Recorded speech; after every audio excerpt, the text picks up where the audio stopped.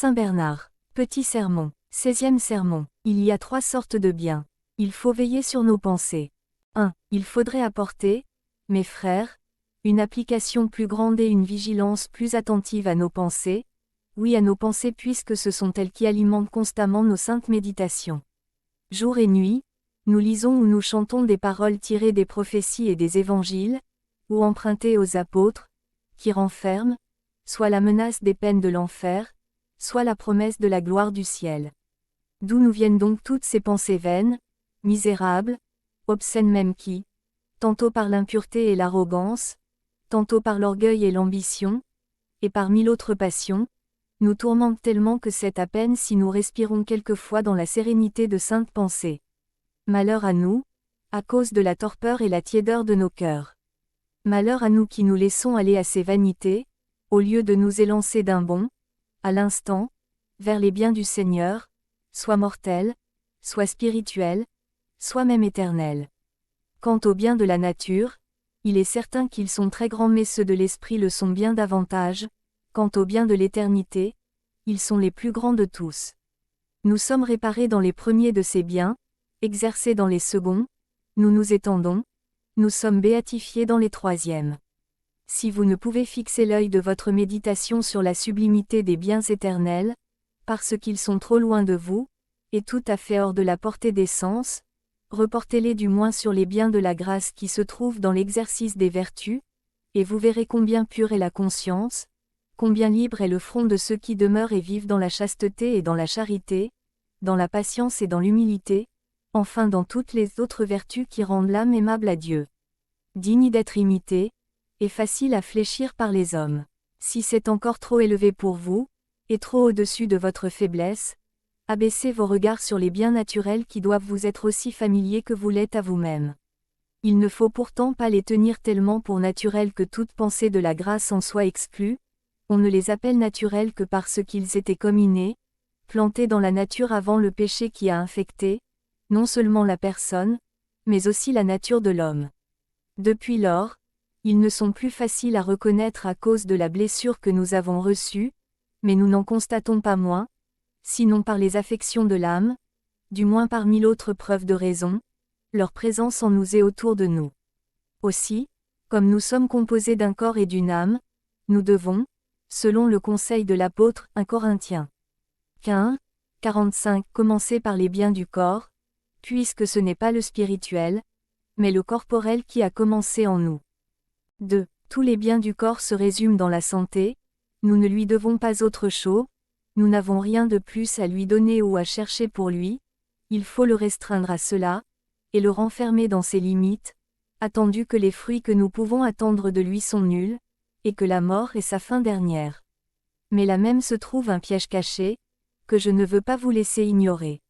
En effet, le plaisir tend des embûches à la santé, il le poursuit avec tant de ruse et de malice qu'il est bien difficile de pouvoir et de savoir même lui échapper.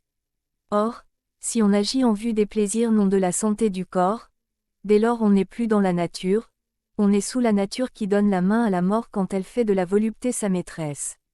Voilà comment il se fait qu'il y a tant d'hommes qui descendent, ou plutôt disons le mot, qui tombent dans ces mouvements d'une nature bestiale et révoltée, et se vautrent si souvent dans les jouissances qu'ils savent trouver dans les passions les plus difficiles et les plus violentes. Mais, de même que le bien naturel au corps est la santé, ainsi le bien propre de l'âme, c'est la pureté, car elle ne saurait voir Dieu si elle n'a l'œil pur, en effet, elle n'est faite que pour voir son Créateur.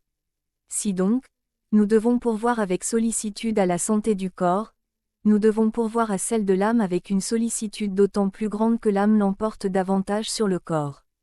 Or, pour elle, toute la santé est dans la pureté qui nous permette, dans tout ce que nous faisons, de rendre témoignage à Dieu dans la prière, et à l'homme, dans la confession, et de dire, « Je confesserai contre moi mon injustice au Seigneur, et vous, Seigneur, vous m'avez aussitôt remis l'impiété de mon péché. » Psaume 31, 5.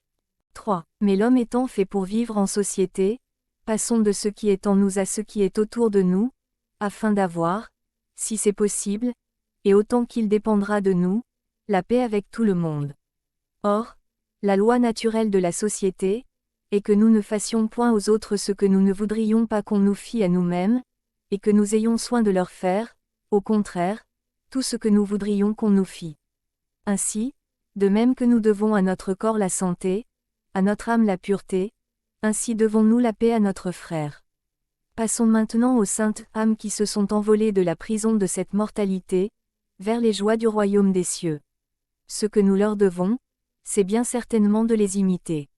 Les saints ont été semblables à nous, et sujets aux mêmes passions, et ils nous ont montré les voies de la vie qu'ils ont parcourues sans fatigue et sans relâche.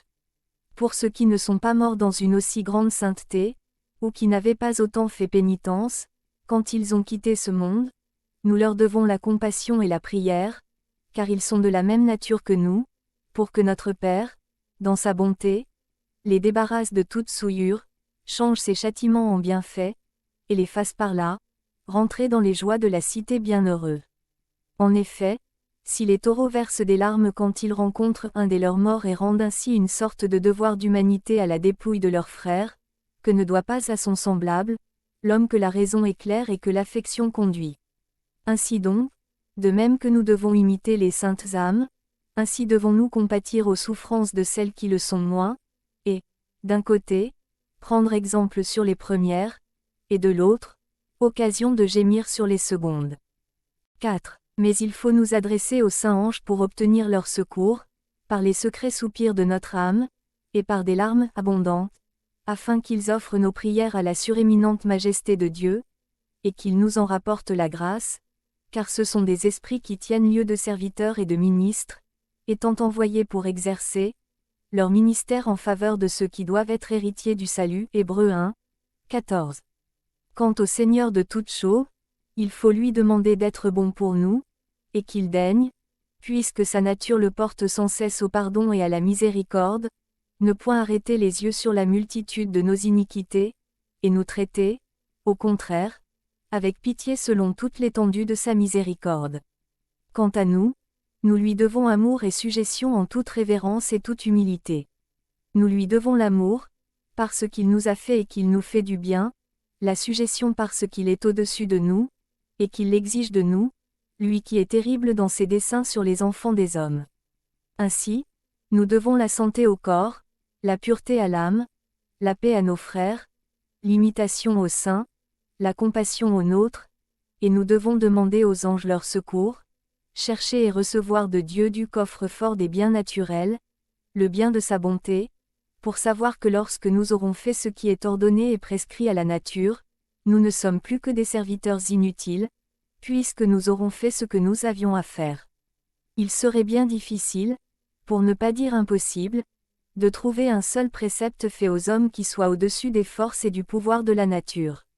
Or, comme je l'ai dit plus haut, nous sommes réparés dans ces biens, et nous y sommes en quelque sorte remis à neuf, quand nous revenons à la douceur innée de notre nature, et quand nous mettons chaque chose à sa place en ce qui regarde les êtres qui nous entourent, et à ceux qui sont placés au-dessus de nous. Or, tout cela n'a rapport qu'au bien de la nature.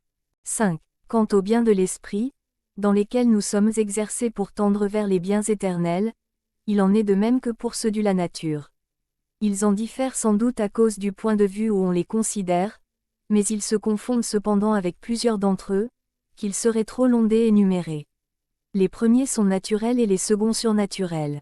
En effet, dans les exercices spirituels, ce que nous voulons, ce n'est pas de donner le sang au corps, mais de le réduire en servitude, de le mortifier, de le forcer au travail, selon ce mot d'un homme spirituel, très spirituel même. Je traite rudement mon corps, et je le réduis en servitude. 1 Corinthiens 9, 27. Quant à l'âme, nous ne lui devons pas non plus simplement cette pureté qui nous fasse confesser purement et simplement nos péchés, mais qui nous fasse observer dans nos pensées, dans nos intentions et dans nos actions cette circonspection qui rende notre vie fructueuse et notre réputation glorieuse, non pas fructueuse à nos propres yeux, mais aux yeux même de Dieu, non pas glorieuse pour nous, mais pour notre Père qui est dans les cieux. Quant à nos frères, ce n'est pas assez de leur procurer la paix pendant que nous sommes en ce monde, mais il faut encore que nous sachions aimer la paix avec ceux-mêmes qui ne l'aiment point, supporteurs tout le monde sans forcer personne à nous supporter nous-mêmes. Pour ce qui est des morts, ce n'est pas seulement la compassion et la prière que nous leur devons, mais encore les félicitations de l'espérance, car, s'il faut s'attrister avec eux de ce qu'ils souffrent dans le purgatoire, nous devons, à bien plus forte raison, partager leur joie, parce que le jour approche où Dieu doit essuyer toutes les larmes de leurs yeux, en sorte que, pour eux, il n'y aura plus ni deuil, ni cri, ni douleur, attendu que les premières choses sont passées. Pour les âmes saintes, ce n'est plus seulement l'imitation que nous leur devons, de même que ce n'est pas seulement leur secours que nous avons à demander aux anges, mais nous devons brûler du désir de jouir de leur présence, d'être avec eux, de voir quelles sont ces colonnes du ciel qui soutiennent le globe de la terre, ces êtres où brillent et reluisent, d'un vif éclat, le signe si grand et si excellent de la divinité.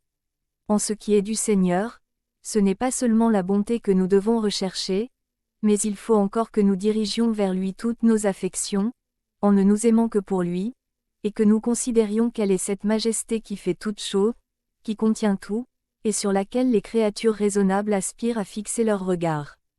6. Telles sont les voies de l'exercice spirituel, dans lesquelles un esprit religieux se dilate et se délecte, et par lesquelles, oubliant les choses du passé, et tendant vers celles qui sont placées devant lui, je veux dire vers les biens éternels, il marche à la palme de sa vocation céleste. Est-ce que le bienheureux apôtre André, dont nous célébrons aujourd'hui la fête, ne s'élevait pas, par cette voie, au-dessus de la nature, quand il disait « Ô bonne croix », après laquelle je soupire depuis si longtemps et qui va enfin combler les vœux de mon cœur, je viens à toi plein de joie et de sécurité. Ce langage est celui d'un homme qui n'est plus homme, et qui était déjà ressuscité des biens de la nature à ceux de la grâce, en sorte qu'il ne se glorifiait plus seulement dans ses espérances, mais même dans ses tribulations, et qui s'éloignait gaiement de la présence du conseil, parce qu'il avait été jugé digne de souffrir pour le nom de Jésus-Christ.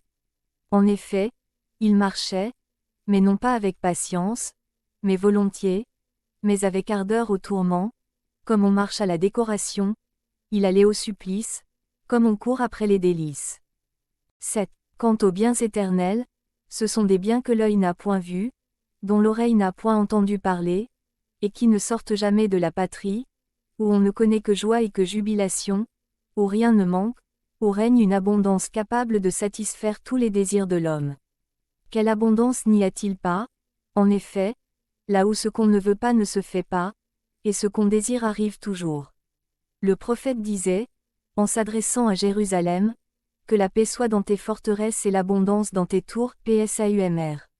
121, 6. Oui, dans ces tours, qui, selon un autre prophète, sont construites avec des pierres précieuses, Apocalypse 21, 19, et au sein desquelles le Seigneur nourrit les saints du plus pur froment, non pas seulement de l'écorce du sacrement. Si, pendant qu'il ne manque rien au ciel, il y a quelque chose qui demeure caché à nos yeux, peut-on dire que notre gloire sera consommée? Non, rien ne nous sera caché, et c'est en cela que consistera la sagesse qui rassasiera la curiosité de l'homme. Ô sagesse, par laquelle nous connaîtrons alors parfaitement tout ce qui est dans le ciel et sur la terre, et boirons à la source même de la sagesse, la connaissance de toutes choses. Je ne craindrai plus alors les soupçons, je n'appréhenderai point les desseins des méchants, attendu que, selon saint Jean, cette cité sera semblable au cristal le plus pur, Apocalypse 21, 19, et que, de même qu'on voit très distinctement à travers le cristal, ainsi notre œil verra très clairement la conscience des autres. Mais qu'est-ce que cela, si en même temps que rien ne nous fera défaut et que tout sera clair à nos yeux, il nous reste dans l'âme une crainte et une appréhension de perdre.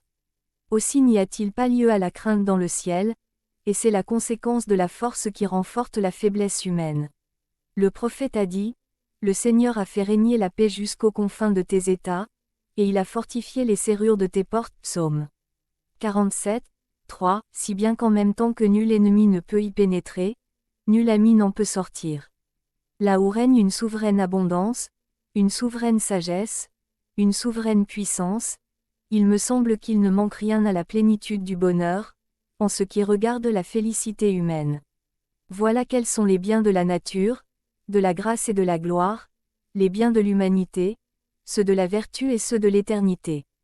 Pensons-y, Méditons-les, mes frères, et, selon le précepte de la loi, ruminons-les. Là, en effet, est la vie, oui c'est dans ces biens qu'est la vie pour notre esprit. Ces pensées saintes nous conserveront si bien, que nous pourrons dire avec un saint, la méditation de mon cœur est constamment en votre présence, Seigneur, mon aide et mon Rédempteur, Psaume 18, 15.